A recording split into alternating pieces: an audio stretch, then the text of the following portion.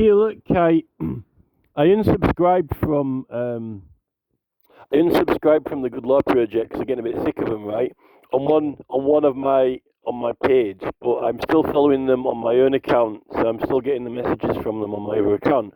And now they're talking about Nigel Farage. They're going to send him a sack of coal or something, right? Listen, right? I don't support Farage because he's an election cheat. He's an election fraud. But this is the irony. The Good Law Project are not calling reform out on election offences.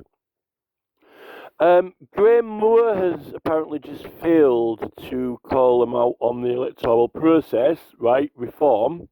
But he wouldn't submit any evidence on election propaganda, right? He would not submit any evidence on election propaganda at all. Now, if you want to get Farage out, and if you oppose Farage, because he is an election cheat in his party, then you would be trying to get Lindsay Hoyle and his People's Conference, right? His Speakers Conference. It's called the Speakers Conference, not People's Conference. The Speakers Conference and the Speaker, and you would be writing to the Electoral Commission, who vehemently are denying that there's any cheating going on.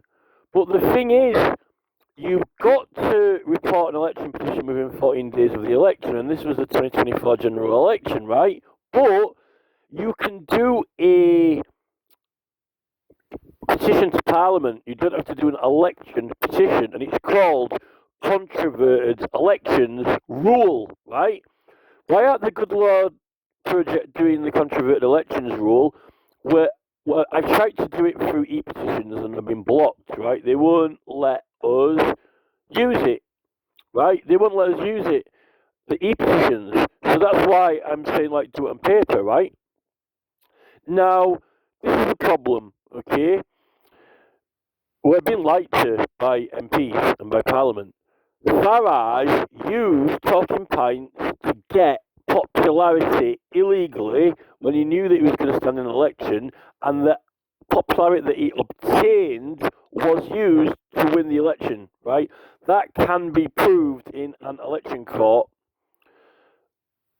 But even if you were out the 14 days, it was widespread election corruption, and all of the MPs are engaging in widespread election propaganda because the social media has completely and totally scrambled the situation. Before YouTube and Facebook were invented, they were only operating on UK platforms or in the UK. Now it's mixed international engagement, and if you read it, if there's one thing that I could get Joylon Maughan to do, it would be read the House of Lords debate on election propaganda. It tells you all about the implications of foreign jurisdictions and interference, and it only says that this only scratches the surface. They're saying that there's much, much, much more, and that debate is really important. Farage cheated. The whole party is a complete Tory switchover con. The whole thing. Why is Joylon Maughan not using legal processes to get action done? Why is he not challenging Lindsay Hoyle about it?